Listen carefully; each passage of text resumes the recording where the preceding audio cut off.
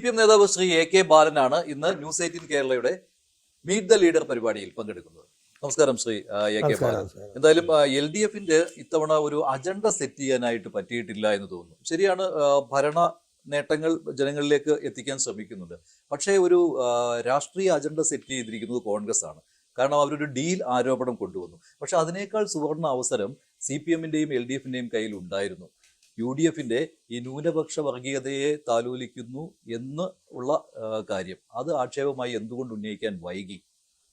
അത് നിങ്ങളുടെ ഒരു ജെന്യൂൻ ആയിട്ടുള്ള ഒരു അപ്രിയൻഷൻ ആണെന്നാണ് എനിക്ക് തോന്നുന്നത്.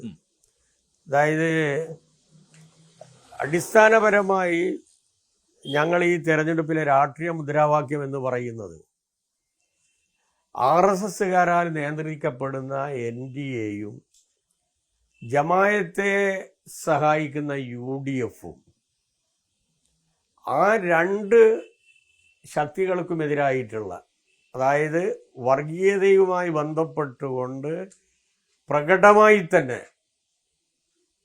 താതാത്മ്യം പ്രാപിച്ച ഈ രണ്ട് മുന്നണിക്കുമെതിരായിട്ടുള്ള അതിശക്തമായ മതേതര മുന്നണിയാണ് LDF. അത് ഈ വികസന പ്രവർത്തനങ്ങൾ പറയുന്ന കൂട്ടത്തിൽ ഈ ഭാഗത്തിന് അത്ര പ്രാധാന്യം കിട്ടിയോ എന്ന് ചോദിച്ചാൽ ചില സ്ഥലങ്ങളിൽ കിട്ടിയിട്ടില്ല. പൊളിറ്റിക്കലായി ഇനിയും ശക്തമായി വരേണ്ട ഒരു വാദമാണ് താങ്കൾ ഇവിടെ സൂചിപ്പിച്ചത്. ഇത് മനസ്സിലാക്കിക്കൊണ്ടാണ് UDF ഞങ്ങൾക്കെതിരായി ഈ ഡീലുണ്ട് എന്ന് പറയുന്നത്. ഞാൻ പച്ച മലയാളത്തിൽ ഒരു കാര്യം ചോദിക്കുക. ഇന്ന് കുഞ്ഞാലിക്കുട്ടി പറഞ്ഞിട്ടുള്ളത് ഞങ്ങളും RSSുമായി ഡീലുണ്ട് എന്നാണ്, BJPയുമായി ഡീലുണ്ട് എന്നാണ്. ഖുറാൻ പിടിച്ച് അദ്ദേഹത്തിന് സത്യം ചെയ്യാൻ പറ്റുമോ? CPMന് ഇങ്ങനെ ഒരു അജണ്ടയുണ്ട് എന്നുള്ളത്? പക്ഷെ അത് ആരോപണമായിട്ട് പറയുമ്പോൾ ജനങ്ങൾ വിശ്വാസത്തിൽ എടുക്കാതിരിക്കുന്നതിന് വേണ്ടി LDF എന്ത് പകരം നടപടികൾ അല്ലെങ്കിൽ പ്രതിരോധിക്കാൻ എന്ത് ചെയ്തു എന്നുള്ളതാണ്. കാരണം ഇപ്പോൾ ന്യൂനപക്ഷ വർഗീയതയുടെ കാര്യം പറയുമ്പോൾ എണ്ണത്തിൽ കുറഞ്ഞ ജമാഅത്തെ ഇസ്ലാമിയെ കാട്ടി UDFനെ ആക്രമിക്കുമ്പോൾ എണ്ണത്തിൽ കൂടുതലുള്ള RSSനെ കാട്ടി CPMനെയും LDFനെയും ആക്രമിക്കുകയാണ്. കൃത്യമായി ബഹുമാനപ്പെട്ട മുഖ്യമന്ത്രിയുടെ പത്രസമ്മേളനങ്ങളിൽ കൃത്യമായിട്ട് ഈ കാര്യങ്ങൾ പറയുന്നുണ്ട്. അത് നമ്മുടെ നാട്ടിൽ അതേ രൂപത്തിൽ തന്നെ എത്തിക്കുന്നതിൽ വേണ്ടത്ര ജാഗ്രത കാട്ടിയിട്ടില്ല എന്നുള്ളത് സത്യമാണെന്നാണ് ഞാനും വിശ്വസിക്കുന്നത്. കാരണം അതുകൊണ്ടാണ് ഈ ജമായത്തെ UDF ബന്ധത്തെ തുറന്നു കാട്ടുന്നതിന് അപ്പുറം LDFും CPMും BJPയും തമ്മിലാണ് ബന്ധമെന്ന് സ്ഥാപിക്കുന്നത്. അത് STPയും അതുപോലെ തന്നെ ജമായത്തെ തുടങ്ങിയിട്ടുള്ള സംഘടനകളും അതുപോലെ തന്നെ മുസ്ലിം ജനവിഭാഗത്തിലെ വർഗീയ പ്രസ്ഥാനങ്ങളും പൊതുവിൽ UDFന് അനുകൂലമായിട്ടുള്ള സമീപനം എടുക്കുന്നതിനോട് മതേതര കേരളം യോജിപ്പില്ല. പ്രത്യേകിച്ച് ഈ തെരഞ്ഞെടുപ്പുമായി ബന്ധപ്പെട്ടുകൊണ്ട് VD സതീശൻ ആദ്യം തന്നെ പറഞ്ഞിട്ടുള്ളത് ജമായത്തെ പഴയ ജമായത്തെ അല്ല എന്നാണ്. ഇന്ത്യൻ ഭരണഘടനയും ഇന്ത്യൻ ജനാധിപത്യവും അംഗീകരിക്കുന്ന ഒരു മതേതര പാർട്ടിയുടെ പരിവേഷമാണ് VD സതീശൻ കൊടുത്തത്. അതിനെതിരായിട്ടുള്ള ശക്തമായിട്ടുള്ള നിലപാടായിരുന്നു യഥാർത്ഥത്തിൽ രണ്ട് സുന്നി വിഭാഗങ്ങളും എടുത്തത്. മുസ്ലിം ലീഗിനും ഇതേ സമീപനം തന്നെയാണ് രാഷ്ട്രീയമായിട്ടുണ്ടായിരുന്നത്. പ്രത്യേകിച്ച് ഈ മുസ്ലിം ലീഗിൻ്റെ അന്തരിച്ചു പോയ ശിഹാബ് തങ്ങളുടെ കാലഘട്ടത്തിൽ. അതെ, ഞാൻ പറഞ്ഞോട്ടെ. അതിനു മുമ്പുള്ള CH മുഹമ്മദ് കോയായാലും ഇവരൊരുക്കുന്ന ഒരു വേദിയിൽ പോലും അവർ പങ്കെടുത്തിരുന്നില്ല. അപ്പം ഞങ്ങളെ തോൽപ്പിക്കാൻ, ഞങ്ങളെ പരാജയപ്പെടുത്താൻ അവരുടെ ഒരു അജണ്ട എന്നുള്ള നിലയിൽ ഇന്നോ ഇന്നലെയോ രൂപപ്പെടുത്തിയതല്ലത്. പിണറായി വിജയനെ തകർക്കുക, പിണറായി വിജയൻ നേതൃത്വം കൊടുക്കുന്ന LDF ഗവൺമെൻറ് അധികാരത്തിൽ വരാതിരിക്കാനുള്ള ഒരു അജണ്ട എന്നുള്ള നിലയിൽ ആദ്യം തന്നെ രൂപപ്പെടുത്തിയിട്ടുള്ള ഒരു സാധനമാണ് RSS CPIM ബന്ധം എന്ന് പറയുന്നത്. അത് കേരളത്തിൽ സ്വബോധമുള്ള ബുദ്ധിയുള്ള ഒരാളുടെ മനസ്സിലും അത് ഏൽക്കില്ല. അതേ സമയത്ത് ഈ വർഗീയ സംഘടനകളുമായി ബന്ധപ്പെട്ടുകൊണ്ടുള്ള UDFന്റെയും മുസ്ലിം ലീഗിൻ്റെയും ഇടപെടൽ പൊതുസമൂഹത്തിൽ മതേതര മനസ്സിൽ വലിയ പ്രതിഷേധം ഉണ്ടാക്കിയിട്ടുണ്ട്. അതിൻ്റെ ഭാഗമായി മതന്യൂനപക്ഷത്തിൽ തന്നെ മുമ്പൊരിക്കലും കാണാത്ത രൂപത്തിലുള്ള അനുകൂലമായ സാഹചര്യം ഇപ്പം LDF ഉണ്ട്. ഞാൻ പറയാം, അല്ല, ഈ പറയുന്ന ജമാഅത്തെ ഇസ്ലാമി അവരുടെ രാഷ്ട്രീയ പാർട്ടിയായ വെൽഫെയർ പാർട്ടി അവർ പിന്തുണ ഇപ്പോൾ ആർക്കാണ് നൽകേണ്ടത് എന്നതിൽ ഒരു തീരുമാനം എടുത്തിട്ടുണ്ട്. അവിടെ UDF മാത്രമല്ല, അവരുടെ മുഖ്യ ശത്രു BJP ആണ്. അതിനാൽ തന്നെ BJP ശക്തമായ സ്ഥലങ്ങളിൽ LDF ആണ് രണ്ടാമതെങ്കിൽ LDF പിന്തുണയ്ക്കും അവർ. അല്ല, അതൊക്കെ ഒരു ഞങ്ങൾ അപ്പുറം ചെയ്യുന്നതിന് പകരം ഇപ്പോഴും ചെയ്യുന്നു എന്നുള്ളത് അവരുടെ ഒരു സൂത്രമാണത്. അത് ഞങ്ങൾക്ക് വേണ്ട എന്ന് പറയുമോ? അല്ല, LDF പറയുമോ, CPM പറയുമോ, ജമാഅത്തെ ഇസ്ലാമിയുടെ ഒരു തരത്തിലുള്ള പിന്തുണയും ഞങ്ങൾക്ക് വേണ്ട? ഞങ്ങളത് കൃത്യമാക്കിയിട്ട് പറഞ്ഞല്ലോ. ഞങ്ങളുടെ ഈ തെരഞ്ഞെടുപ്പിലെ രാഷ്ട്രീയ മുദ്രാവാക്യം എന്ന് പറയുന്നത് NDA എന്ന് പറയുന്ന RSSകാരാൽ നിയന്ത്രിക്കപ്പെടുന്ന NDAക്കെതിരായും ജമാഅത്തയുടെ സഹായം പറ്റി പിന്തുണ പറ്റി ഞങ്ങൾക്കെതിരായി രംഗത്ത് വരുന്ന UDFനുമെതിരായിട്ടുള്ള പൊളിറ്റിക്കൽ സമരമാണ് എന്നുള്ളത് ഞങ്ങൾ ശക്തിയായിട്ട് ആദ്യം തന്നെ പറഞ്ഞാണ്, ഇപ്പോഴും പറയുന്നുണ്ട്. വികസന പ്രവർത്തനങ്ങളോടൊപ്പം നിങ്ങൾക്ക് വോട്ട് ചെയ്യും. ഇപ്പോൾ BJPയെ തോൽപ്പിക്കാൻ LDFന് ജമാഅത്തെ ഇസ്ലാമിയുടെ പൊളിറ്റിക്കൽ പാർട്ടിയായ വെൽഫെയർ പാർട്ടി വോട്ട് ചെയ്യും. ആയിരിക്കും LDFന്. ഇപ്പോൾ LDF, അതാണ് ഞാൻ ചോദിച്ചത്.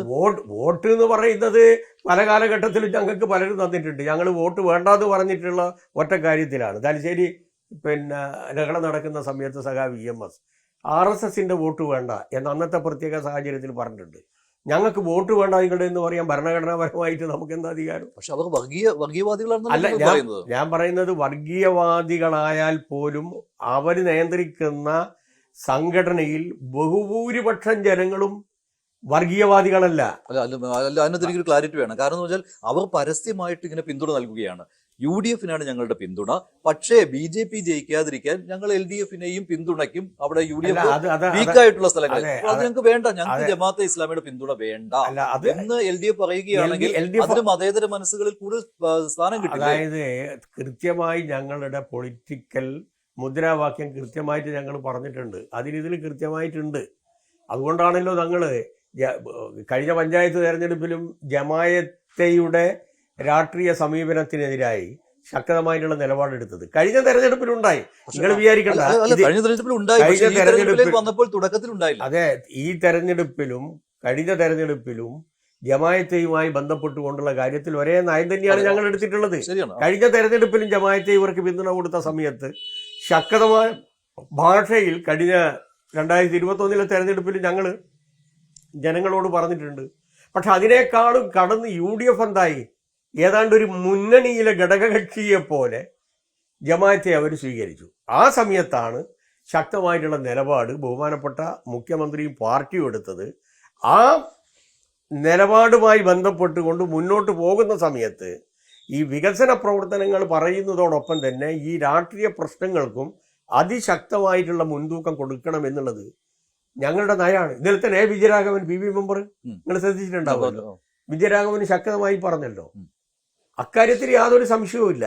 പക്ഷേ കുഞ്ഞാലിക്കുട്ടിയെ പോലുള്ള മുസ്ലിം ലീഗിന്റെ നേതാക്കൾ ഒരു വർഗീയത ഈ രൂപത്തിൽ വളർത്തിയെടുക്കുന്നതിലും വർഗീയ ശക്തികളുമായി വിധേയമായി പൊരുത്തപ്പെട്ടു പോകുന്നതിലും അത് ജമാഅത്തേക്ക് കീഴ്പ്പെട്ട് മുസ്ലിം ലീഗിനെ മാറ്റിയെടുക്കുന്നതിലും കുഞ്ഞാലിക്കുട്ടിയെ പോലുള്ള ഒരു രാഷ്ട്രീയ നേതാവ് ഈ രൂപത്തിൽ അതപ്പതിച്ചുകൂടായിരുന്നു. അല്ല, നിങ്ങൾ പറയുന്നത് എന്താണെന്ന് വെച്ചാൽ മുസ്ലിം ലീഗിന്റെയും കോൺഗ്രസിന്റെയും സ്ഥാനാർത്ഥി പട്ടിക പരിശോധിച്ചാൽ പോലും അവിടെ ജമാഅത്തെ ഇസ്ലാമിയുടെ സ്വാധീനമുണ്ട് എന്നാണല്ലോ വേങ്ങരയിലെ KM ഷാജിയുടെ കാര്യം പറയുന്നു. അത് എന്ത് തെളിവിന്റെ അടിസ്ഥാനത്തിലാണ് KM ഷാജി ജമാഅത്തെ ഇസ്ലാമിക്കാരനാണ്? അതെ, ഷാജി ശക്തമായിട്ടുള്ള നിലപാട് ജമാഅത്തേക്കെതിരായിട്ട് എടുത്ത ഒരാളാണ് കേരളത്തിൽ. മുസ്ലിം ലീഗിന്റെ യൂത്ത് ലീഗിന്റെ സംസ്ഥാന പ്രസിഡന്റ് ആയിരിക്കുന്ന സമയത്ത് ഞാൻ അദ്ദേഹത്തിന്റെ പ്രസംഗം കേട്ടതാണ്. പല സ്ഥലത്തും ഇത് ഒരു രൂപത്തിലും അംഗീകരിക്കാൻ പറ്റാത്ത ഒരു പ്രസ്ഥാനമാണ്, ചെതളാണ്. CH മുഹമ്മദ് കോയ ഒരു വേദിയിലും ഇവരെ കാട്ടിയിട്ടില്ല എന്ന് പറഞ്ഞ് പ്രചരണം നടത്തിയ ഒരാളാണ്. അവസാനം മതമാണ് മതമാണ് മതമാണ് പ്രശ്നം. കഴിഞ്ഞ 10 കൊല്ലം മുസ്ലിമിന് പലതും നഷ്ടപ്പെട്ട് അത് തിരിച്ചെടുക്കാനുള്ള പ്രവർത്തനമാണ് ഞങ്ങൾ നടത്തുന്നത് എന്ന് പറയാൻ അദ്ദേഹത്തിന്റെ മനസ്സ് രൂപപ്പെട്ടതിന്റെ പ്രധാനപ്പെട്ട കാരണം ഈ ആശയത്തിന്റെ സ്വാധീനമാണ്. ആ ആശയത്തിന്റെ സ്വാധീനമില്ലായിരുന്നുവെങ്കിൽ ഈ രൂപത്തിൽ അവർ അധപ്പതിക്കുമായിരുന്നില്ല. പക്ഷെ ഷാജി മാത്രമേ ഉള്ളൂ ആ പട്ടികയിൽ? അല്ലല്ല, ഷാജി വളരെ പ്രകടമായിട്ട് പറഞ്ഞല്ലോ. വേറെ ആരെങ്കിലും ഉണ്ട് എടുത്തു പറയാൻ പറ്റുന്ന ഏതെങ്കിലും ആളുകളുണ്ട്? അല്ല, മുസ്ലിം ലീഗിന്റെ നേതൃത്വം ഇതിന് അനുകൂലമായിട്ടുള്ള നിലപാടല്ലേ ഇപ്പൊ എടുത്തിട്ടുള്ളത്. കുഞ്ഞാലിക്കുട്ടി പ്രകടമായിട്ട് അല്ല, പറഞ്ഞില്ലേ? ഇതിപ്പോൾ താങ്കൾ നേരത്തെ പറഞ്ഞ ഈ കഴിഞ്ഞ തദ്ദേശ തെരഞ്ഞെടുപ്പിന് സമയത്ത് താങ്കൾ പറഞ്ഞ ഒരു കാര്യമുണ്ടല്ലോ. അന്ന് പറഞ്ഞത് കാര്യം എന്ന് പറയുന്നത് UDF അധികാരത്തിൽ എത്തുകയാണെങ്കിൽ ജമാഅത്തെ ഇസ്ലാമിക്കായിരിക്കും ആഭ്യന്തരമന്ത്രി സ്ഥാനം. അങ്ങനെയാണല്ലോ അല്ല, ഉദ്ദേശിച്ചത്. അങ്ങനെയല്ല അത് പറഞ്ഞത്. പിന്നീട് താങ്കൾക്ക് അതിന് അല്ല, തിരുത്തൽ വരുത്തേണ്ടി അല്ല, വന്നത് അങ്ങനെയല്ല ജമാഅത്തെ പറഞ്ഞത്. ഇസ്ലാമിയെ ആക്രമിക്കുമ്പോൾ അത് മുസ്ലിം സമൂഹത്തെ ആകെ ആക്രമിക്കുന്നതിന് അല്ല. തുല്യമാണ് എന്ന രീതിയിൽ വ്യാഖ്യാനം വരുമോ എന്ന് അല്ല, കണ്ടുകൊണ്ടല്ലേ? അല്ല, അത് തെറ്റാ. ഞാൻ പറഞ്ഞ വാദകം ഇപ്പോഴും പറയാ. അതിന് അടിസ്ഥാനപരമായി ഈ ഒന്നാം മാറാടിന്റെയും രണ്ടാം മാറാടിന്റെയും സംഭവത്തിന്റെ അടിസ്ഥാനത്തിൽ ഒരു ജുഡീഷ്യൽ കമ്മീഷൻ ഉണ്ടായിരുന്നു. ജസ്റ്റിസ് തോമസ് തോമസ് അദ്ദേഹം പറഞ്ഞിട്ടുള്ള ഒരു കാര്യം, വർഗീയ ശക്തികളുടെ സഹായത്തോടുകൂടി ഏത് ഗവൺമെന്റ് അധികാരത്തിൽ വന്നു കഴിഞ്ഞാലും അവർ ഭരണത്തെ സ്വാധീനിക്കും. അത് നമ്മുടെ ഹാർമണിയെ ബാധിക്കും, ജനാധിപത്യത്തെ ബാധിക്കും. ഈ ആപത്ത് തുറന്നു കാട്ടിയിട്ടുള്ള അദ്ദേഹത്തിന്റെ റിപ്പോർട്ട് യഥാർത്ഥത്തിൽ ചർച്ചാ വിഷയമായിട്ടില്ല. അത് ഞാൻ ഓർമ്മപ്പെടുത്തുന്നതിന്റെ ഭാഗമായിട്ടാണ് ഈ പ്രയോഗം നടത്തിയത്. അപ്പോഴും ഞാൻ പറഞ്ഞ കാര്യം ഇവിടെ വെച്ചിട്ടാണ് ഞാൻ ആദ്യം പറയുന്നത്. ജനുവരി മാസം 6-ാം തീയതിയാണ് ഞാനത് പറയുന്നത്.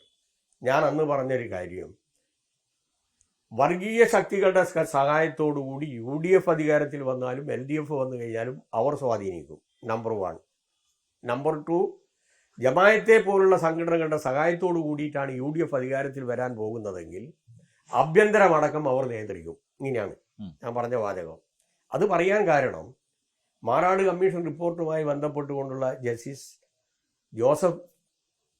ജോസഫിന്റെ റിപ്പോർട്ടിൽ ഇത്തരം കാര്യങ്ങൾ തലശ്ശേരി ലഹളയുടെയും കൂടി പശ്ചാത്തലത്തിലാണ് പറഞ്ഞത്. അതുകൊണ്ടൊരു ചരിത്രം ഞാൻ ഓർമ്മപ്പെടുത്തിയതാണ്. ചരിത്രം ഓർമ്മപ്പെടുത്തുന്നത് തെറ്റല്ല, ആവർത്തിക്കാതിരിക്കാനാണ്. അങ്ങനെയാണെങ്കിൽ ജമാഅത്തെ ഇസ്ലാമിയുടെ സ്വാധീനം ഇനി UDF അധികാരത്തിൽ വന്നാലും ഉണ്ടാകും. കാരണം ലീഗ് ഇപ്പോൾ KM ഷാജിയെ പോലുള്ള ആളുകളുണ്ടെങ്കിൽ സ്വാഭാവികമാണല്ലോ. വിധേയമായി പ്രവർത്തിക്കാൻ അവർ നിർബന്ധിക്കപ്പെടും. ഇത് മാറാട് കമ്മീഷൻ റിപ്പോർട്ടിൽ തന്നെ തുറന്നു കാട്ടിയതാണ്. പക്ഷെ ഇതേ ജമാഅത്തെ പോലീസ് ഇസ്ലാമിയെ രണ്ടായി, നിങ്ങൾ ആദ്യം മനസ്സിലാക്കണം. പക്ഷെ ഇതേ ജമാഅത്തെ ഇസ്ലാമിയെ തന്നെ പുൽകാനായിട്ട് ഒരു മടിയും നേരത്തെ LDF ഉണ്ടായിരുന്നില്ല. അതല്ലേ ഞാൻ പറഞ്ഞത്. എന്നു മുതലാണ് ജമാഅത്തെ ഇസ്ലാമി അതാ ഞാൻ പറയുന്നത്. LDF വേണ്ടാത്തവരായി മാറിയത്? കിട്ടാത്തത് കൊണ്ടല്ലേ? അതെ, കിട്ടാത്തത് കൊണ്ടാണെന്നാണല്ലോ നിങ്ങൾ പറയുന്നത്. ഒന്ന്, RSS ഉയർത്തുന്ന ശക്തമായിട്ടുള്ള ഒരു ഫാസിസ്റ്റ് ഭീഷണി ഇവിടെയുണ്ട്. ആ ഭീഷണിയെ തകർക്കാൻ ഹിന്ദു വർഗീയതയെ ചെറുക്കുന്നത് പോലെ തന്നെ മതന്യൂനപക്ഷ ഭാഗങ്ങളിൽ നിന്ന് വരുന്ന വർഗീയ പ്രവണതകളെയും ശക്തമായി എതിർക്കണമെന്നുള്ളത് ഞങ്ങളുടെ അടിസ്ഥാനപരമായ രാഷ്ട്രീയ നയമാണ്. എന്നാൽ ജമായത്തെ ഒരു കാലഘട്ടത്തിൽ സ്വീകരിച്ചൊരു സമീപനമുണ്ട്, അത് നമ്മൾ കണ്ടുപോകണം. പ്രത്യേകിച്ച് സാമ്രാജ്യ വിരുദ്ധ വികാരം, മൂലധന ശക്തികൾക്കെതിരായിട്ടുള്ള വികാരം, ഇത് ആളിക്കത്തിക്കുന്നതിൽ ആശയതലത്തിൽ മുസ്ലിം ജനവിഭാഗത്തിൽ അതിശക്തമായ സാമ്രാജ്യ വിരുദ്ധ വികാരം ഉണ്ടാക്കിയിട്ടുള്ള ഒരു പ്രസ്ഥാനമാണ് ഈ ജമാഅത്തെ. പക്ഷെ അന്ന് മതരാഷ്ട്രവാദം ഉണ്ട്, ഞാൻ പറയാം. അപ്പോഴും മതരാഷ്ട്രവാദം അവരുടെ അടിസ്ഥാനപരമായിട്ടുള്ള മദൂദിന്റെ അടിസ്ഥാനപരമായിട്ടുള്ള ദർശനമാണല്ലോ അത്. ഈ ഒരു ഘട്ടത്തിലാണ് നമ്മളെല്ലാം ഭയപ്പെടുത്തുന്ന, ആശങ്കപ്പെടുത്തുന്ന രൂപത്തിലുള്ള ബാബറി മസ്ജിദ് പ്രശ്നവും അതിനു മുമ്പുള്ള ഗുജറാത്ത് പ്രശ്നവും വന്നത്. അതിനുശേഷമുള്ള അതിനുശേഷം ബാബറി മസ്ജിദ് വന്നല്ലോ. പിന്നെ ഗുജറാത്ത് സംഭവം 2002. ഇതോടുകൂടി ഇന്ത്യൻ ജനാധിപത്യത്തിന്റെ മൗലിക ഘടനക്ക് എതിരായ അറ്റാക്ക് ഹിന്ദുത്വ വർഗീയ ശക്തികളിൽ നിന്ന് വന്ന ഘട്ടത്തിൽ അതിനെതിരായിട്ടുള്ള ശക്തമായിട്ടുള്ള പോരാട്ടത്തിൻ്റെ ഇടയിൽ ഇവരെ നിരോധിച്ചു. ആരെ? ജമാഅത്തെ. ബാബറി മസ്ജിദ് പ്രശ്നത്തിന് ശേഷം ജമാഅത്തിനെ നിരോധിച്ചു. ആ നിരോധിച്ച സമീപനത്തോട് ഞങ്ങൾക്ക് യോജിപ്പുണ്ടായിരുന്നില്ല. മാത്രവുമല്ല, ആ ഘട്ടത്തിൽ അതിശക്തമായിട്ടുള്ള നിലപാട് ഞങ്ങൾ എടുത്തു. സാമ്രാജ്യ വിരുദ്ധ വികാരവും ഹിന്ദുത്വ വർഗീയത ഉയർത്തുന്ന ഫാസിസ്റ്റ് വെല്ലുവിളിക്കുമെതിരായിട്ടുള്ള വികാരവും ആളിക്കത്തിക്കുന്നതിന് വേണ്ടി യോജിപ്പിക്കാൻ പറ്റുന്ന എല്ലാ ശക്തികളുമായും യോജിപ്പിന്റെ ഒരു തരം ഞങ്ങൾ ഉണ്ടാക്കി. അതിൽ ഇവർ സഹായിച്ചിട്ടുണ്ട്. പക്ഷെ അതിനുശേഷം ഉണ്ടായിരുന്നു 2011 പോലും 2011 തെരഞ്ഞെടുപ്പിൽ പോലും തെരഞ്ഞെടുപ്പുമായി ബന്ധപ്പെട്ടുകൊണ്ട് ഒരു മുന്നണിയും ഞങ്ങൾ ഉണ്ടാക്കിയിട്ടില്ല. അത് UDF ഉണ്ടാക്കിയിട്ടില്ല. അല്ല അതാ ഇപ്പൊ ഉണ്ടാക്കാൻ വെൽഫെയർ പാർട്ടി ഇല്ല. വെൽഫെയർ പാർട്ടി അവരുടെ രാഷ്ട്രീയ സംഘടന നിങ്ങൾ മനസ്സിലാക്കണം. കഴിഞ്ഞ ഈ തെരഞ്ഞെടുപ്പിൽ 86 സീറ്റുകൾ അവർ ജമാഅത്ത് ഒറ്റക്ക് നിന്നിട്ടുള്ളതല്ല. അതേസമയത്ത് SDP ഒറ്റക്ക് നിന്നിട്ട് 106ഓളം സീറ്റുകൾ നേടിയിട്ടുണ്ട്. UDF വെൽഫെയർ പാർട്ടി ഇല്ല. ഇവിടെ 140 മണ്ഡലങ്ങളിലും അത് തെറ്റാണ് നിങ്ങൾ പറയുന്നത്. 86 തദ്ദേശ സ്വയംഭരണ സ്ഥാപനങ്ങളിലെ തെരഞ്ഞെടുപ്പിൽ UDFന്റെ സഹായത്തോടു കൂടി തന്നെ, ജമാഅത്ത് ഒറ്റക്കല്ല, ഇവരുടെ സഹായം പറ്റിയിട്ട് തന്നെയാണ് ജയിച്ചിട്ടുള്ളത്. അപ്പോൾ ഞാൻ നേരത്തെ സൂചിപ്പിച്ച കാര്യം, ഒരു വല്ലാത്ത ഭീകരമായൊരു അന്തരീക്ഷം ഇന്ത്യ രാജ്യത്തുള്ള സമയത്ത് ഞങ്ങളുടെ മതനിരപേക്ഷ മൂല്യങ്ങളോടും മതനിരപേക്ഷ രാഷ്ട്രീയത്തോടും ഐക്യദാർഢ്യം പ്രഖ്യാപിച്ചുകൊണ്ട് വന്ന ഒരു പ്രസ്ഥാനം എന്നുള്ള നിലയിൽ ഞങ്ങൾ അതിനെ പ്രോത്സാഹിപ്പിച്ചിട്ടുണ്ട്. പക്ഷേ അപ്പോൾ നിങ്ങൾ സൂചിപ്പിച്ച അടിസ്ഥാനപരമായിട്ടുള്ള ഇസ്ലാം രാഷ്ട്രവാദവും ഭരണഘടനക്കെതിരായിട്ടുള്ള വാദവും മുൻപന്തിയിൽ വന്നിരുന്നില്ല. ഇതിന് വിധേയമായി താഴെ തട്ടിലായിരുന്നു. ഇപ്പം അത് പ്രകടമായിട്ട് വന്നു. ഞങ്ങൾ ഇന്ത്യൻ ഭരണഘടന അംഗീകരിക്കുന്നു എന്ന്, ഇന്ത്യൻ ജനാധിപത്യം അംഗീകരിക്കുന്നു, മതേതരത്വം എന്ന് പറയുന്നത് ഞങ്ങൾ അംഗീകരിക്കുന്നില്ല.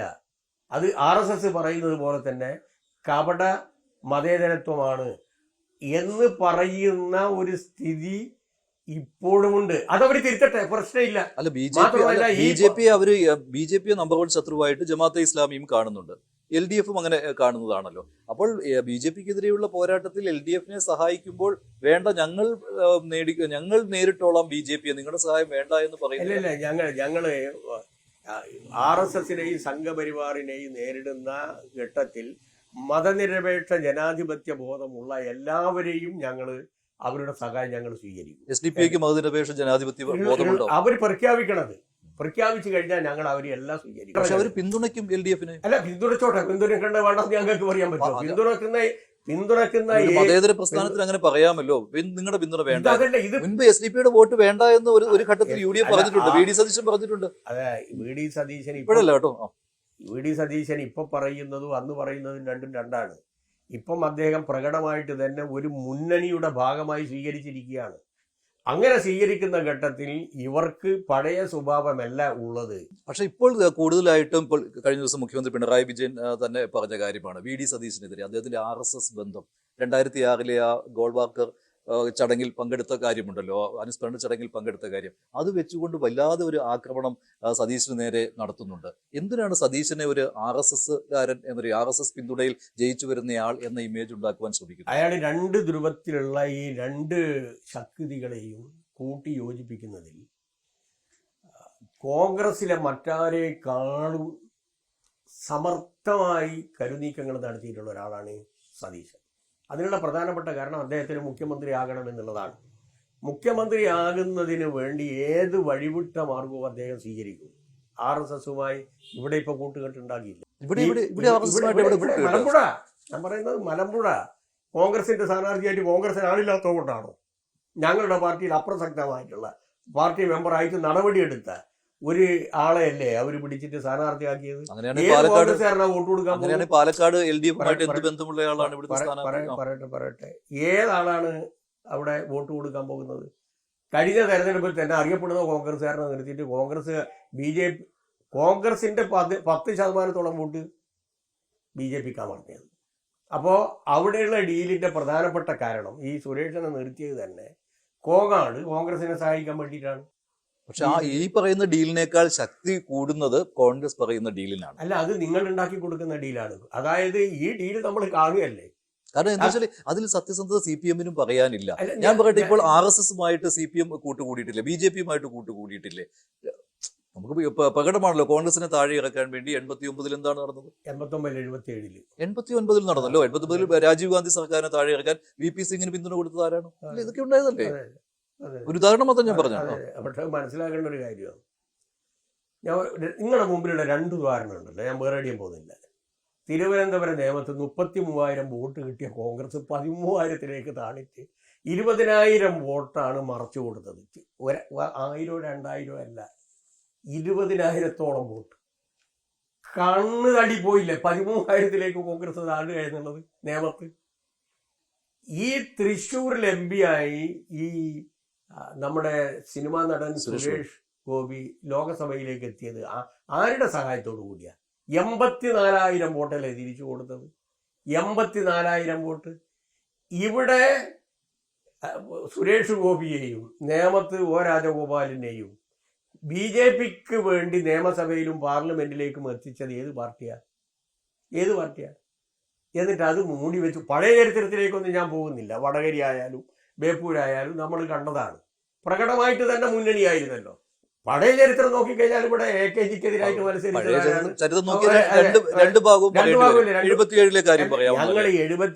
മുഖ്യമന്ത്രി പിണറായി വിജയൻ എങ്ങനെ ഞങ്ങൾ RSSന്റെ സഹായം തേടിയിട്ട് നിങ്ങൾ ആദ്യം മനസ്സിലാക്കേണ്ട, തെറ്റായിട്ട് നിങ്ങൾ ഇങ്ങനെ ഫീഡ് ചെയ്ത് കൊടുക്കുമ്പോൾ നിങ്ങൾ വിചാരിക്കുന്ന രൂപത്തിലുള്ള ചില ഉത്തരം ചില നേതാക്കന്മാരുടെ അടുക്കൽ നിന്ന് കിട്ടിയിട്ടുണ്ട്. അത് വെച്ചിട്ടാണ് നിങ്ങൾ പറയുന്നത്. ഞങ്ങള് ജനതാ പാർട്ടിക്ക് പിന്തുണ കൊടുത്തിട്ടുണ്ട്, കോൺഗ്രസിനെ അധികാരത്തിൽ നിന്ന് മാറ്റുന്നതിന്. ജനതാ പാർട്ടിക്ക് പിന്തുണ കൊടുക്കുന്ന സമയത്ത് RSS എന്ന് പറയുന്നത് അതിലുള്ള ഒരു ഘടകകക്ഷിയല്ല, ജനസംഘാണ്. RSSുമായിട്ടല്ല. ജനസംഘം ജനതാ പാർട്ടിയിലെ ഒരു ഭാഗമായിരുന്നു. അതിന്റെ ഭാഗമായി ഇന്ത്യ രാജ്യത്ത് നിന്ന് ഏകാധിപത്യത്തെ അറബിക്കടലിലേക്ക് വലിച്ച് ഇടുന്നതിന് വേണ്ടിയിട്ടുള്ള പോരാട്ടത്തിൽ ജനതാ പാർട്ടിയുമായി ഞങ്ങൾ മുന്നണി ഉണ്ടാക്കിയിട്ടുണ്ട്. ജനതാ പാർട്ടിന്റെ സ്ഥാനാർത്ഥികളുമായി ബന്ധപ്പെട്ടുകൊണ്ട് ഞങ്ങൾ ചരിത്രം നോക്കുകയാണെങ്കിൽ അങ്ങോട്ടും ഇങ്ങോട്ടും പെട്ടു. പക്ഷെ ഇപ്പോഴത്തെ സുധാകരനായാലും ജനതാ പാർട്ടിന്റെ ജില്ലാ കൺവീനർ അല്ല, ഇപ്പോഴത്തെ കാര്യം നോക്കുകയാണെങ്കിൽ കൂടുതൽ ശക്തമായിട്ട് ഈ ഡീൽ ആരോപണം വരുന്നതിന് കാരണം താങ്കൾ നേരത്തെ പറഞ്ഞ കാര്യമാണ്. ഏറ്റവും പ്രധാനപ്പെട്ട ഒരു കാര്യം, ഈ ന്യൂനപക്ഷ വർഗീയതയെ പ്രോത്സാഹിപ്പിക്കുന്നു UDF എന്ന കാര്യത്തിൽ ശക്തമായ ഒരു പ്രചാരണം നടത്താൻ കഴിഞ്ഞില്ല. താങ്കൾ ആ വിഷയം ഉന്നയിച്ചു, വിജയരാഘവൻ ആ വിഷയം ഉന്നയിച്ചു. അതിനപ്പുറം ആരും ആ വിഷയത്തിലേക്ക് കടക്കുന്നില്ല. അത് എന്ത് ഭയത്തിന്റെ പേരിലാണ്? ഇപ്പോൾ ഭൂരിപക്ഷ സമുദായത്തിന്റെ വോട്ടുകൾ കിട്ടും അത്തരമൊരു പ്രയോഗം നടത്തിയാൽ എന്ന് തദ്ദേശ ഭരണ തെരഞ്ഞെടുപ്പിൽ അങ്ങനെ ഒരു വിലയിരുത്തൽ വന്നിരുന്നു. പക്ഷെ അത് അത്ര കണ്ട് ഏശിയില്ല. അതുകൊണ്ട് അത് തൽക്കാലം മിണ്ടണ്ട, നമുക്കിനി ഈ ന്യൂനപക്ഷ വോട്ടുകൾ കൂടി വേണം, എന്നാലേ പറ്റുകയുള്ളൂ. അതുകൊണ്ട് മുസ്ലിം വോട്ടുകളിൽ ഭിന്നിപ്പുണ്ടാക്കണം എന്ന തീരുമാനത്തിലേക്ക് വന്നതുകൊണ്ടാണോ അത് ബലപ്പെടുത്താതിരുന്നത് ഈ ജമാഅത്തെ ഇസ്ലാമി വിഷയം? അല്ല, അതിന് കഴിഞ്ഞ തദ്ദേശ സ്വയംഭരണ സ്ഥാപനങ്ങളിലെ തെരഞ്ഞെടുപ്പിൽ വളരെ ലിമിറ്റഡ് ആയിട്ടുള്ള സ്ഥലങ്ങളിലെ മുഖ്യമന്ത്രി സംസാരിച്ചിട്ടുള്ളൂ. ആ സംസാരിച്ച സ്ഥലങ്ങളിലൊക്കെ തന്നെ നിങ്ങൾ ഈ പറഞ്ഞ കാര്യങ്ങൾ അതിനുശേഷം ബഹുമാനപ്പെട്ട മുഖ്യമന്ത്രി ജനുവരി മാസം 8-ാം തീയതി നടത്തിയ പത്രസമ്മേളനത്തിൽ പറഞ്ഞു. അതിനുശേഷം ഞങ്ങളുടെ നേതാക്കന്മാർ, സംസ്ഥാന സെക്രട്ടറി ആയാലും അല്ല PV മെമ്പർമാരായാലും അഖിലേന്ത്യാ സെക്രട്ടറി ആയാലും എല്ലാം ശക്തമായിട്ട് പറഞ്ഞിട്ടുണ്ട്. പിന്നെ ഇത് പറയുന്നതിൻ്റെ ഇടയിൽ വികസന പ്രവർത്തനങ്ങൾ തമസ്കരിക്കപ്പെട്ടു പോകും എന്നുള്ള ഭയത്തിൽ, ആശങ്കയിൽ ചില സ്ഥലങ്ങളിൽ വികസന പ്രവർത്തനങ്ങൾ പറയുന്നതോടൊപ്പം തന്നെ ഈ രാഷ്ട്രീയ കാര്യങ്ങൾ പറയുന്നതിൽ പിന്നോട്ടടി ഉണ്ടാകാം. ഞാനില്ലെന്ന് ഞാൻ പറയുന്നില്ല. ഇതുകൊണ്ട് നിങ്ങൾ മനസ്സിലാക്കേണ്ടത് മതന്യൂനപക്ഷങ്ങളിൽ ഈ വർഗീയ ശക്തികളുമായി ബന്ധപ്പെട്ടുകൊണ്ട് മുസ്ലിം ലീഗും UDFും ഉണ്ടാക്കിയിട്ടുള്ള ഈ അവിശുദ്ധ കൂട്ടുകെട്ടിനെതിരായി മതനിരപേക്ഷമായി ചിന്തിക്കുന്ന ന്യൂനപക്ഷങ്ങൾ LDFിനോട് വല്ലാത്ത രൂപത്തിൽ അടുക്കുകയാണ്. ഇപ്പം നിങ്ങൾ ഇവിടുന്ന് സംസാരിക്കുന്ന ഈ ബൂത്തിന്റെ സ്ഥിതി ഞാൻ ഒരു ഉദാഹരണം പറയാം. 86% മുസ്ലിംസ് ഉള്ളതാണ് ഇവിടെ. SDPI ഉണ്ട്, ജമാഅത്ത് ഉണ്ട്, എല്ലാം ഉണ്ട്. ഒരു മുസ്ലിം കുട്ടി, DYFIയുടെ ഒരു കുട്ടി, ഒരു റിബൺ തലയിൽ കെട്ടി അരിവാളി ചുറ്റിക നക്ഷത്രമാണ്. 310 വോട്ടിനാണ് ഇവിടെ ജയിച്ചിട്ടുള്ളത്. 310 വോട്ടിന്. അപ്പുറത്തുള്ള വലിയങ്ങാടിയിലുള്ള ഒരു വാർഡിൽ അസ്കർ എന്ന് പറയുന്ന ഞങ്ങളുടെ ഒരു പാർട്ടി മെമ്പർ 600 വോട്ടിനാണ് ജയിച്ചിട്ടുള്ളത്. ഇവിടെ ഞങ്ങൾ ഈ മുനിസിപ്പാലിറ്റിയിൽ ഞങ്ങൾ ജയിച്ച 9 വാർഡിലും 75% മുസ്ലിംസ് ഉള്ള സ്ഥലത്താണ് ഞങ്ങൾ ജയിച്ചിട്ടുള്ളത്. മലപ്പുറം ജില്ലയിൽ നിങ്ങൾ എടുക്കുക, ഇതൊക്കെ പിന്നോട്ടടി ഉണ്ടായാൽ പോലും ഞങ്ങളും അവരും തമ്മിലുള്ള വ്യത്യാസം എന്ന് പറയുന്നത് 43% ഇപ്പോഴും ഞങ്ങൾക്കുണ്ട്. അപ്പോൾ അങ്ങനെ വരികയാണെങ്കിൽ ഈ 47 അവർക്കുള്ളൂ. അല്ല, ഈ തെരഞ്ഞെടുപ്പിൽ ഈ ഡീൽ എന്നുള്ള അജണ്ട പൊളിക്കുന്നതിന് വേണ്ടി ജമാഅത്തെ ഇസ്ലാമി UDF ബന്ധം തന്നെയായിരിക്കും രാഷ്ട്രീയമായിട്ട് ഉപയോഗിക്കുക. അത് ഒരു പൊളിറ്റിക്കൽ പോയിന്റ് ആണ്. ജമാഅത്തുമായി ബന്ധപ്പെട്ടുകൊണ്ടുള്ള UDFന്റെ അവിശുദ്ധ ബന്ധം കഴിഞ്ഞ തെരഞ്ഞെടുപ്പിലും ഞങ്ങൾ തുറന്നു കാട്ടിയിട്ടുണ്ട്. കഴിഞ്ഞ നിയമസഭാ തെരഞ്ഞെടുപ്പിൽ മുഖ്യ വിഷയമായിരുന്നു. ആ പൊളിറ്റിക്കൽ പോയിന്റ് ഞങ്ങൾ പറഞ്ഞുകൊണ്ടേയിരിക്കും. അത് മുസ്ലിമിനെതിരായിട്ടുള്ളതല്ല. മതന്യൂനപക്ഷങ്ങളെ തെറ്റിദ്ധരിപ്പിക്കാൻ വേണ്ടി മതന്യൂനപക്ഷത്തിനെതിരാണ് കേരളത്തിന്റെ മുഖ്യമന്ത്രി, സംഘപരിവാറിന്റെ മറ്റൊരു പര്യായമാണ് മുഖ്യമന്ത്രി എന്ന് വരുത്തുന്നതിനെ അവർ രൂപപ്പെടുത്തിയൊരു അജണ്ട ഉണ്ട്. ആ അജണ്ട ആ അജണ്ട പൊളിക്കുന്നതിന് വേണ്ടി ഈ ഡീലുമായി ബന്ധപ്പെട്ട് ഇപ്പം ലീഗും കോൺഗ്രസും ഉയർത്തിക്കൊണ്ടുവന്നത് ഇത് തമസ്കരിക്കാനാണ്. അവരുടെ ഉന്നം എന്ന് പറയുന്നത്, പക്ഷെ അത് മുതിർന്ന നേതാക്കൾ കണ്ടറിഞ്ഞ് പെരുമാറിയില്ല. അല്ല, അതാണ് ഞാൻ പറയുന്നത്. അതായത് അവരുടെ ഉന്നം എന്ന് പറയുന്നത് മുഖ്യമന്ത്രിയെ തന്നെയാണ്. അതായത് മുഖ്യമന്ത്രി രണ്ട് കാര്യത്തിൽ വളരെ അഡമന്റാണ്. ഒന്ന്, സീറോ ടോളറൻസ് ഓൺ കറപ്ഷൻ. മറ്റൊന്ന്, വർഗീയതക്കെതിരായിട്ടുള്ള പോരാട്ടത്തിൽ മതന്യൂനപക്ഷങ്ങളിൽ ഒരു വല്ലാത്ത ഇമേജാണ് കേരളത്തിന്റെ മുഖ്യമന്ത്രിക്കുള്ളത്. തലശ്ശേരി സംഭവം നടക്കുമ്പോൾ പേടിച്ചിട്ട് കക്കൂസിന്റെ ഉള്ളിൽ നിന്ന് പുറത്തു വരാത്ത നേതാക്കന്മാരാ കോൺഗ്രസിന്റെ. സ്റ്റാൻഡാണ് സ്വീകരിക്കുന്നതെങ്കിൽ വെൽഫെയർ പാർട്ടിയുടെ വോട്ട് വേണ്ട എന്നും SDP-യുടെ വോട്ട് വേണ്ട എന്നും പറയണം. അത് പറയുന്നില്ല. വോട്ട് വേണ്ട എന്ന് പറയുന്നത് നിങ്ങൾ ഈ പറയുന്നത് തമ്മിൽ രണ്ടും രണ്ടാണ്. നിങ്ങളൊരു വോട്ട് വേണ്ട എന്ന് പറയാൻ നിങ്ങൾക്ക് അധികാരമില്ല. ആരെങ്കിലും വോട്ട് തരും, നിന്റെ വോട്ട് വേണ്ട എന്നെങ്ങനെയാ പറയും? നിങ്ങളിപ്പോ സംഘടനയുടെ വോട്ട് വേണ്ട എന്നാണ് പറയുന്നത്. സംഘടനയുടെ വോട്ട് വേണ്ടെന്ന് പറയാം. ഞങ്ങളിപ്പോ വീടുകളിലേക്കായിരുന്നു. ആ വീടുകളിൽ കയറുമ്പോൾ ലീഗിന്റെ വീടുണ്ടാവും, BJP-ന്റെ വീടുണ്ടാവും, SDP-ന്റെ വീടുണ്ടാവും, ജമാഅത്തിന്റെ വീടുണ്ടാവും. ആ വീടിനെ അങ്ങ് ഒഴിവാക്കിയിട്ട് രാഷ്ട്രീയ നിലപാടല്ലേ? ആ രാഷ്ട്രീയ നിലപാടിന്റെ മതനിരപേക്ഷ സംഘടനകൾ മതി ഞങ്ങളോടൊപ്പം, ഞങ്ങളെ അവർ സ്വീകരിച്ചാൽ മതി. മുന്നണിയിൽ അത് മതി. പക്ഷെ വോട്ട് എല്ലാവരുടെ ഇതും പോകണം. മുന്നണി കൂടെ ചേർന്ന് രണ്ടും പോവും. മുന്നണിയിൽ ഘടകകക്ഷി എന്നുള്ള നിലയിൽ വർഗീയ ശക്തികളുമായി ബന്ധപ്പെട്ടുകൊണ്ട് പ്രവർത്തിക്കുന്ന ഒരു സംഘടനയുടെയും സഹായം ഞങ്ങൾക്ക് വേണ്ടയില്ല. എന്നാൽ ഈ സംഘടനകളിലെല്ലാം അണിനിരന്നിട്ടുള്ള ജനാധിപത്യ മതനിരപേക്ഷ ബോധമുള്ള ജനങ്ങളുണ്ട്. ആ ജനങ്ങളെ തള്ളാൻ ഞങ്ങൾക്ക്. അപ്പോൾ RSSന്റെയും SDP-യുടെയും PDP-യുടെയും ജമാഅത്തെ ഇസ്ലാമിയുടെയും വോട്ട് കിട്ടുന്നതുകൊണ്ട് കുഴപ്പമില്ല. പക്ഷെ ആ സംഘടനകളെ ഞങ്ങൾ എതിർക്കും. അല്ല, സംഘടനയെ എതിർക്കുന്നതോടൊപ്പം തന്നെ ആ സംഘടന ഉയർത്തുന്ന ആശയത്തോടൊപ്പമുള്ള ജനങ്ങളെ, വോട്ടർമാർ, അവരെയും ഞങ്ങൾ എതിർക്കും. എതിർക്കുക എന്ന് പറഞ്ഞു കഴിഞ്ഞാൽ അവരുടെ മനസ്സിൽ മാനസാന്തരം വരുത്തുന്നതിനും മതനിരപേക്ഷ ബോധം മനസ്സിലേക്ക് എത്തിക്കുന്നതിനും നിരന്തരമായിട്ട് ഞങ്ങൾ ഇടപെടും. അവരെ ഒഴിവാക്കിക്കൊണ്ടല്ല, അവരുമായി സഹകരിച്ചുകൊണ്ട് തന്നെ നിങ്ങളുടെ മനസ്സിൽ ഇപ്പോൾ രൂപപ്പെട്ടിട്ടുള്ള ആശയം മാറ്റുന്നതിന് വേണ്ടി ഞങ്ങളുടെ ആശയം നിങ്ങൾ സ്വീകരിക്കണമെന്ന് ഞങ്ങൾ സംവേദിച്ചു കൊണ്ടേയിരിക്കും. അപ്പോൾ ഒരു വേള ജമാഅത്തെ ഇസ്ലാമിയും വെൽഫെയർ പാർട്ടിയും LDF-ന് സപ്പോർട്ട് നൽകുന്നു, UDF-നെ ഇല്ലാതാക്കാൻ എന്നൊരു നിലപാടിലേക്ക് വന്നാൽ, നിങ്ങൾ പറഞ്ഞാ പറയുന്നത് ഞാൻ കൃത്യമായിട്ട് ഞാൻ വീണ്ടും പറയാം. ജനങ്ങൾ എന്ന് പറയുന്നത് എല്ലാ രാഷ്ട്രീയ പാർട്ടിയുള്ള ജനവിഭാഗങ്ങളാണ്. ആ ജനങ്ങളെ ശത്രുക്കളായിട്ട് ഞങ്ങൾ കാണുന്നില്ല. എന്നാൽ ആശയ തലത്തിൽ, രാഷ്ട്രീയ തലത്തിൽ, പ്രത്യയശാസ്ത്ര രംഗത്ത് വർഗീയതയോടും അതുപോലെ തന്നെ ഭീകരവാദത്തോടും താതാത്മ്യം പ്രാപിക്കുന്ന സംഘടനകളുണ്ട്.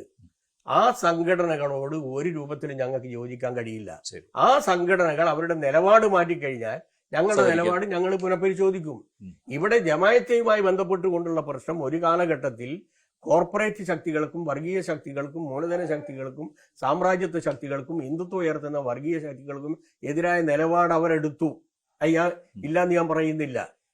അങ്ങനെ അവരൊരു നിലപാടെടുക്കുന്ന സമയത്ത് തന്നെ ആന്തരികമായി, ആഭ്യന്തരമായി അവരുടെ പ്രത്യയശാസ്ത്രം എന്ന് പറയുന്നത് ഇസ്ലാം രാഷ്ട്രവാദമാണ്. അതിനെ ഞങ്ങൾ തുറന്നു പറഞ്ഞു. അത് അവർ തിരുത്തിയില്ല. ആ തിരുത്തിയില്ലെന്ന് മാത്രമല്ല, അത് വീണ്ടും ആവർത്തിച്ചു.